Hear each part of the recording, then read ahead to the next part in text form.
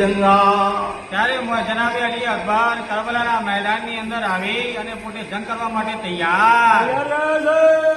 ओले नबी जी की रे सुनाता जैसी शिकती रे कहिए અદાદાર અને હુસૈન જેવો આપણા નબીએ કહી સલ્લલ્લાહુ ચહેરો હતો એવો જ મુબારક ચહેરો જનાબે અલી અકબરનો ચમકે. ओले मुँह पर रोशनी बीती रे लहिए એ ચાંદની પૂનમની રાતની જેમ એમનો ચહેરો પણ ઘણો બધો ચમકે.